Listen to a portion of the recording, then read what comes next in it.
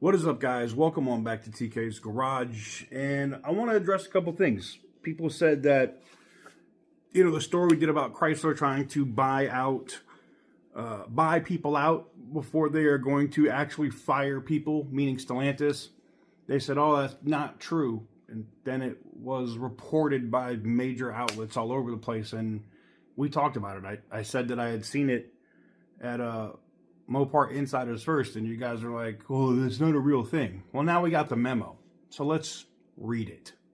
For the longest time, whoa, for the longest. Yo, Percocet, Miley Percocet, Percocet, Miley Percocet, represent, gotta represent.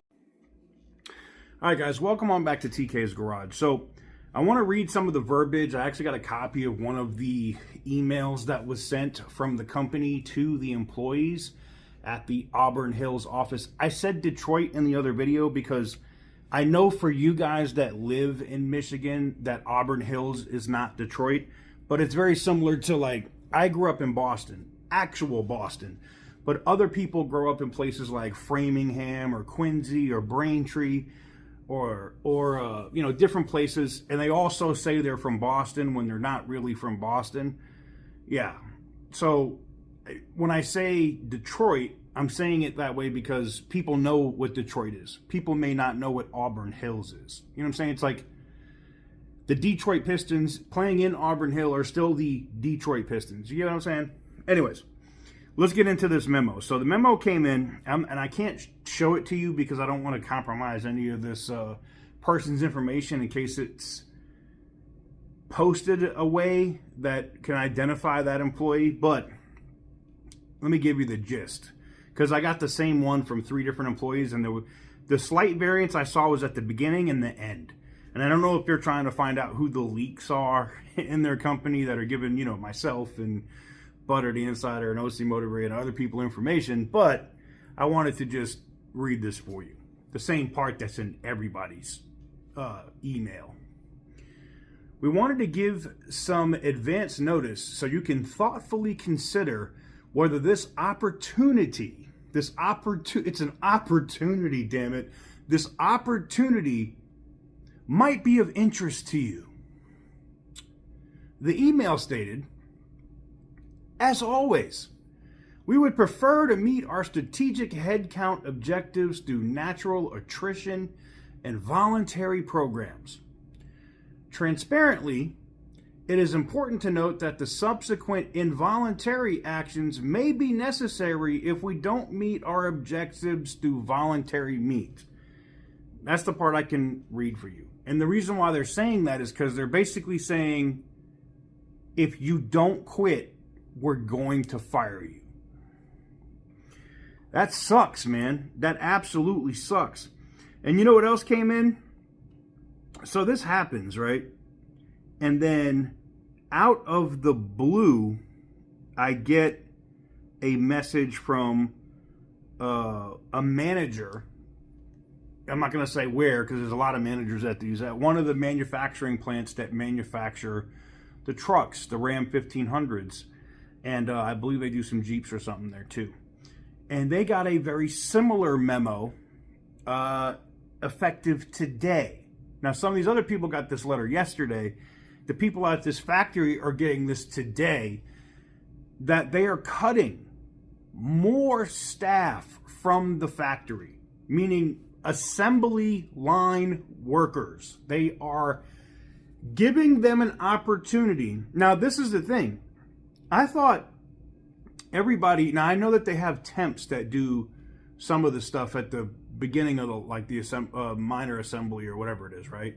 That are not union.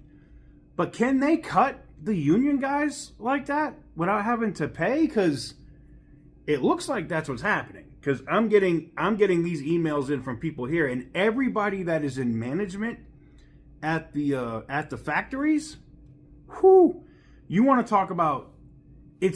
You already, people, I don't want to say people hate going to work because it means they hate their job, but you already kind of like, damn, I got to go to work. I'm trading time for money. You know what I'm saying? But now it's like, not only am I going to work and I'm going to go trade time for money, but now I'm worried about, is this the last day I have a job? Is this the last day I'm going in because we have a freaking imbecile for a CEO who can't figure out the automotive market and is rapidly sinking the entire friggin' company? Just saying, food for thought. I saw this and I wanted to address it. As soon as this other guy messages me back and tells me whether or not I can use he actually has a different letter and it's exactly the same, but it went out to a lot of people at this factory. And if he doesn't have a problem with me posting it, I'm going to actually post that letter up here. Because I think transparency is important. And Stellantis is doing everything they can to try to keep this kind of shit out of the press. And I don't know why, because the more people you keep laying off, a lot of people that are like me, an investor, or people that put money into stuff are going to be like, well, that's great. That means earnings are going to be better. No, the F it ain't. If you're not able to have enough people to make the products to turn the company around, one, that's a problem. Two, if you don't have the people to fix the problems with the existing inventory that you already have that you can't even ship to a dealer because you're having to rework so much shit because you're overworking the minimal staff that you already have. This disaster is continuing to get worse by the day, and it blows me away, man. I swear this is Enron-esque, like, failure of their fiduciary responsibility. 100%. If major investors, and there is one from the U.S. that owns a lot of that company, just decided to start filing crap with the SEC, maybe, just maybe, the board, and the other thing is, Exor's already not happy. They're not happy with Carlos Tavares. They're not happy to see that their investment is doing this into the company. They're not happy with what he's doing with the brands. And if you don't know who Exor is, they're basically 25% of Ferrari, the Italian government, and whatever. But the thing that is driving me nuts here is just, why doesn't anybody have the balls on that board to say, hey, we need to change course? Why isn't there somebody not on that board of directors that just can't say, we have to change course? Because I'm going to be honest with you, the time for that company to survive, even if they cut brands, they sell friggin' Maserati to Ferrari and they switch some stocks, whatever, and they move that brand out of Stellantis. They cut Opel, or they cut, DS and Lancia and with Chrysler and ship those off to BYD. Yes, you'll get that initial cash flow influx, and yes, it will pump the stock up a little bit. But just like this at the beginning of the year, it's been consistently doing this because all that cost-cutting shit that Carlos Tavares did, it was great in the short term. If your thing is, we're just going to make a bunch of money in the short term and we're going to blow this whole thing up, you've accomplished your job.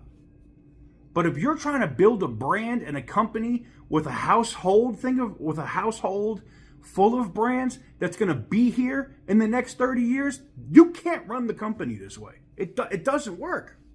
This is not a bank. This ain't financial markets.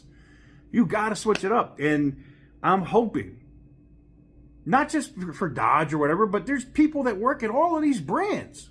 People that depend on what Stellantis does as a company all over the world. And one guy is effing it up for everybody. Let me know what you guys think in the comment section down below. Give this video a big thumbs up if you like what I do. Hit the subscribe button if you haven't already. And as always, stay petty, my friends.